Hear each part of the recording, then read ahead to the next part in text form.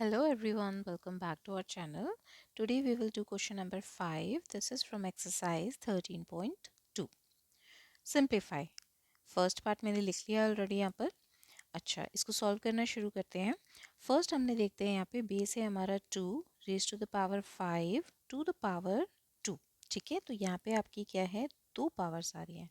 अब आपने law number 3 exponents की जो लॉ होते हैं उसमें मैंने लॉ नंबर 3 आपको क्या पढ़ाया था, if a raise to the power m और उसके बाद भी एक पावर है तो आप इन्हें क्या करते हैं, इन दोनों पावर्स को आप मल्टीप्लाई कर देते हो. ये होता है m मल्टीप्लाई बाय n. तो सेम चीज़ हम यहाँ पर भी करेंगे. 2 raise to the power 5 to the power 2, दो पावर्स एक साथ आ रही हैं तो इन दोनों पावर्स को आप मल्टीप्लाई कर लो. Base as it is 5 multiply by 2, दोनों पावर्स को मैंने मल्टीप्लाई कर दिया, right, into 7 raise to the power 3. Okay.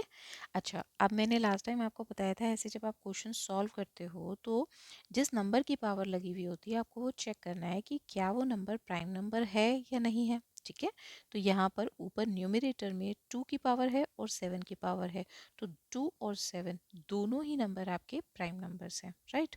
अब हम आते हैं डिनोमिनेटर की तरफ. डिनोमिनेटर में आप देखो कि यहाँ पर है 8. ठीक है, and 8 is not a prime number.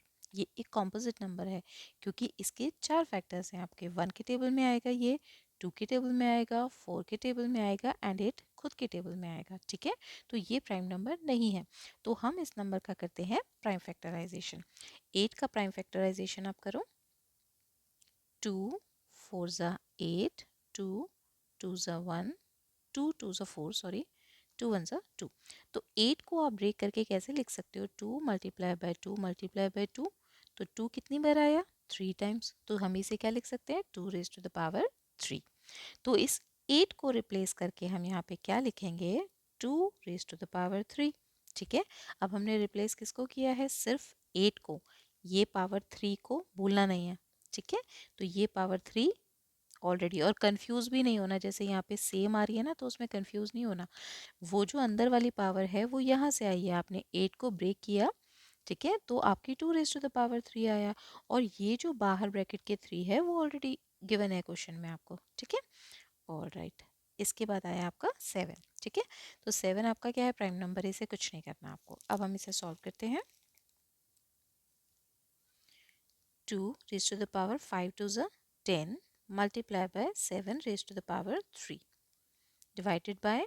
अब सेम वही चीज़ इसमें फॉलो करनी है. ये वाली जो प्रॉपर्टी मैंने आपको बताई थी, दो पावर्स एक साथ आ रही है ना आपकी, तो यहाँ पे हम करेंगे 3 मल्टीप्लाई बाय 3 मल्टीप्लाई बाय 7. ठीक है, 2 raise to the power 10 multiply by 7 raise to the power 3, right. 2 as it is, 3 3 ज़ा 9 मल्टीप्लाई बाय 7.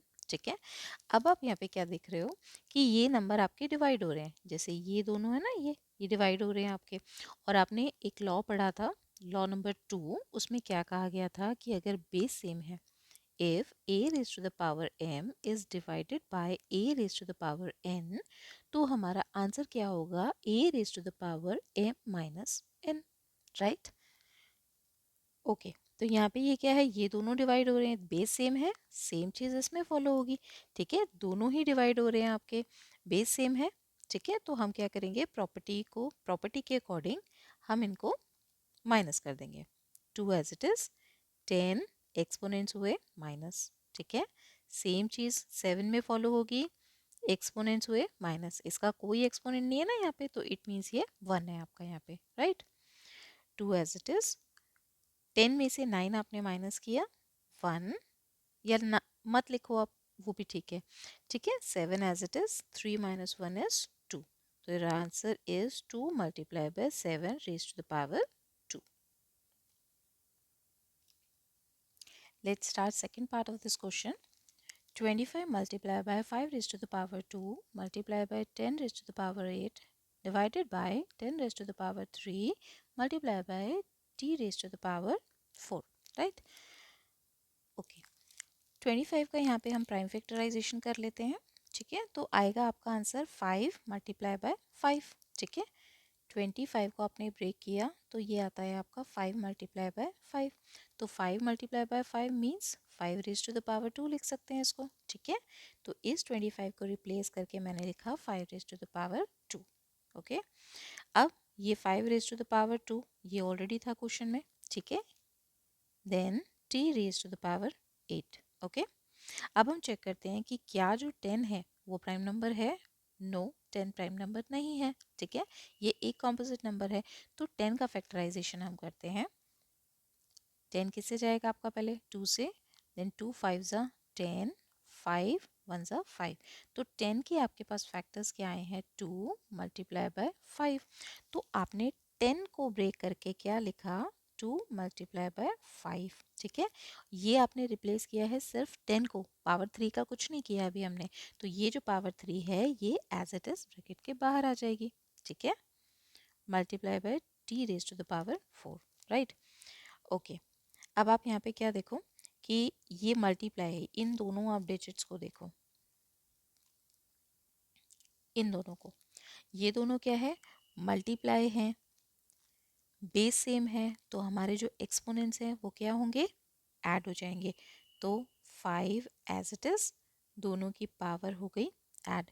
प्रॉपर्टी पढ़ी थी, लॉ नंबर 1 हमारा क्या था, if a raise to the power m into a raised to the power n is equals to a raised to the power m plus n, ठीक है।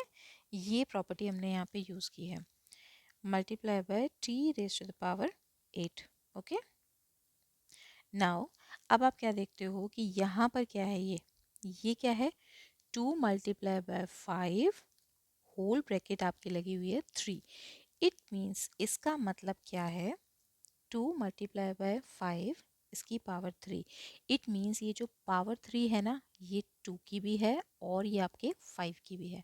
तो यहाँ पर हम इसे ब्रेक करके क्या लिख सकते हैं, 2 raise to the power 3 multiply by 5 raise to the power 3, ठीक है। एक प्रॉपर्टी भी हमने पढ़ी थी कि अगर दोनों मल्टीप्लिकेशन में अगर बेस सेम नहीं है, पावर सेम है, तो हम क्या करते हैं, इकट्ठा ब्रैकेट में डालते हैं उनको और बाहर कॉमन पावर लिख देते हैं, ठीक है।